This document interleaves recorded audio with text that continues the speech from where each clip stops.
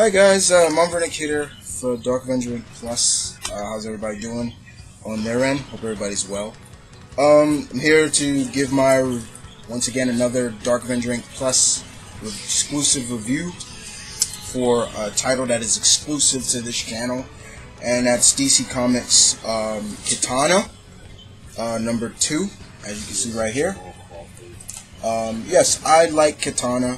I've been a fan of her since she was part of the Outsiders. I loved her on the Birds of Prey, and I thought she could handle her own series. I'm big into the whole, samurai ninja code. I'm all about that. And in this issue, Anna Caesar and Alex Sanchez, Katana is dealing with this group called the Sword Clan, pretty much. And in this issue, she is still trying to find someone to we find out she still has not really, as good as she is, she still has not really been able to master the Soul Taker, the sword that she wields. And we get more in depth into the Soul Taker, that it actually is, it may be mystic. They're keeping that concept that they did to the pre-52, that it is a mystic sword. It is kind of technically sentient, because at one point in the book we see that she it starts to control her at one point. She's still trying to adjust to life in San Francisco. In the part of San Francisco she's in, it's called, like I said, Japantown. I've never heard of San Francisco, a town and area in San Francisco known as Japantown. I know there's Chinatown, there's Koreatown in LA. I believe there's Little Tokyo, but never Japan. The Japantown.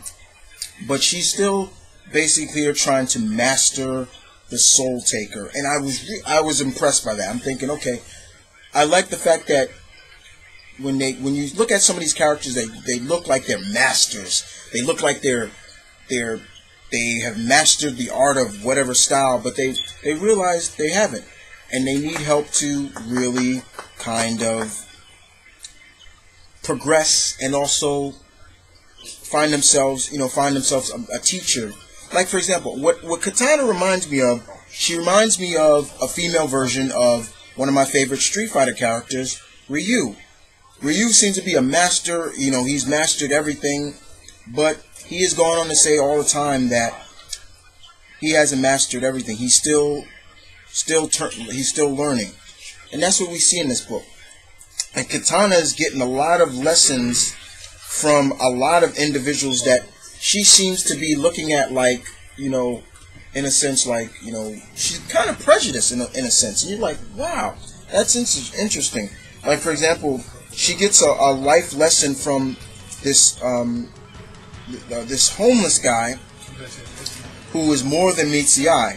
He always gives her some candy, and she's like, I don't want your candy. I told you before, I don't like your candy. Juko, that's his name.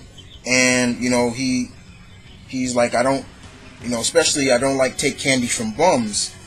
And he goes on to tell her that what you should be thinking about, and why you don't be so prejudiced. Don't always don't look everything before your eyes. Look before, stop judging everybody. And we find out that this guy Juko is more than he is. I mean, he tells everybody what her name Tatsu, what Tatsu means in Japanese. It means dragon. I knew that. I thought it was really good that they would put that in there. And we see her kind of get into an impromptu fight with this guy. As you can see right here, she's getting into an impromptu fight with this bum, and he's like, okay, really?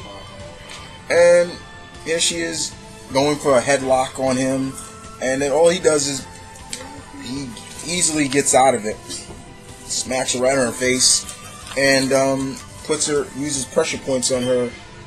And then he tells her, like, you should not be so quick to judge everybody because of their appearance and things like that. And she learns a valuable lesson. and I thought that was really good.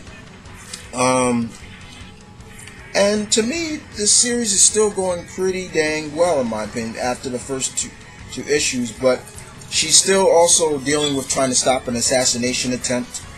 And you just see her really dealing with some of the situations. A certain character from a team she's a part of comes into the book because he needs her, and she's going to deal with it. But also, we see another certain character from basically, I'm not going to spoil it, but a Batman rogue character coming to Japantown, I believe. And I'm not going to spoil who that is, but let's just say he's I'll give you his initials. How about that? His real name, these are his initials. For his first name is W. His last name is J. So WJ. You figure out who that is. But other than that, guys, Katana #2, I enjoyed it. It had that great samurai-esque feel to it, which I look forward to.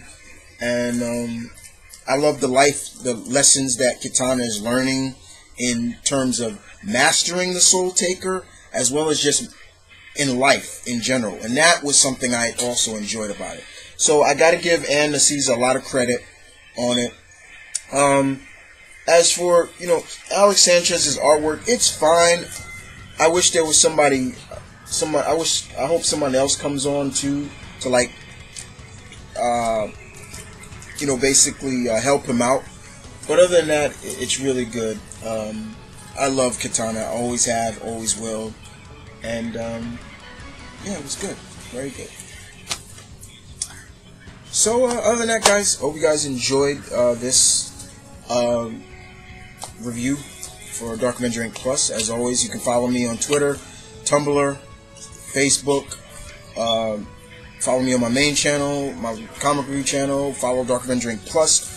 Follow the Dark Avenger Inc. family, period, guys.